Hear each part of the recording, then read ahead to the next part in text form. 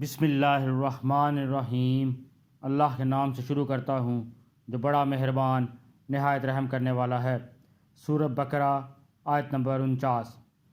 وَإِذْ نَجَّيْنَاكُم مِّنْ آلِ فِرْعَوْنَ يَسُومُونَكُمْ سُوءَ الْعَذَابِ يُذَبِّحُونَ أَبْنَاءَكُمْ وَيَسْتَحْيُونَ نِسَاءَكُمْ وَفِي ذَلِكُمْ بَلَاءٌ مِّن رَّبِّكُمْ عَظِيمٌ۔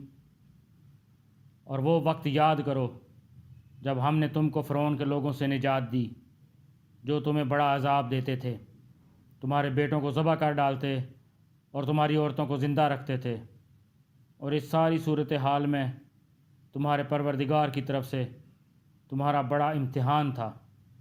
فرعون مصر کا بادشاہ تھا جہاں بنی اسرائیل بڑی تعداد میں آباد تھے اور فرعون کی غلامی میں دن گزار رہے تھے۔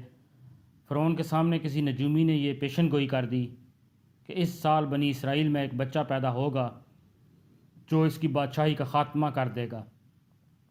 یہ سن کر اس نے یہ حکم دے دیا کہ اسرائیلیوں میں جو کوئی بچہ پیدا ہو اسے قتل کر دیا جائے، البتہ لڑکیوں کو زندہ رکھا جائے تاکہ ان سے خدمت لی جا سکے۔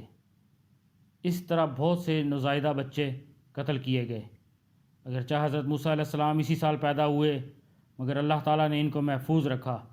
اس کا مفصل واقعہ سورۃ طٰ اور سورۃ قصص میں خود قرآن کریم میں ذکر فرمایا ہے۔